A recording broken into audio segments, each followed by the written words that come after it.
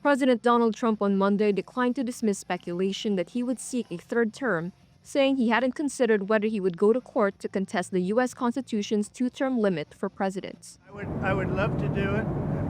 I have my best numbers ever. It's very terrible. I have my best numbers. If you read it, am I not ruling it out? I mean, you'll have to tell me. All I can tell you is that we have a great group of people, which they don't. But what barriers stand in the way of another term? Scott Anderson is from the Brookings Institution. So the conventional wisdom, and I think it's the right one, is that he cannot. The 22nd Amendment, adopted in 1951, says no one may be elected to the presidency more than 2 times. The amendment was ratified in 1951 after President Franklin D. Roosevelt broke with a self-imposed two-term limit set by presidents since George Washington.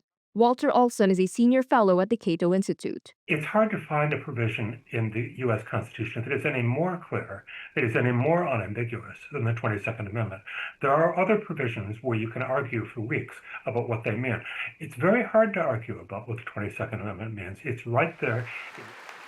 Trump's allies could theoretically change the Constitution, but that would require two-thirds support in the House and Senate, or a convention called by two-thirds of U.S. states, and then ratification by 38 of the 50 state legislatures.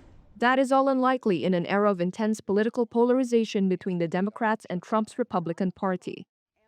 Currently, Republicans hold a razor-thin 219 to 213 majority in the House and a 53 to 47 majority in the Senate, and have control of only 28 state legislatures.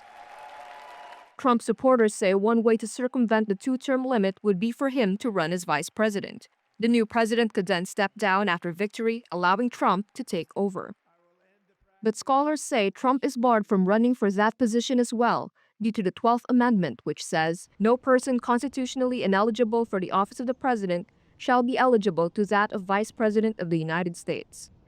Trump himself dismissed the idea. No, you'd be allowed to do that, but I wouldn't do it. I think it's too cute. Yeah, I would rule that out because it's too cute. I think the people wouldn't like that. It's too cute. It wouldn't be right. Walter Olson again.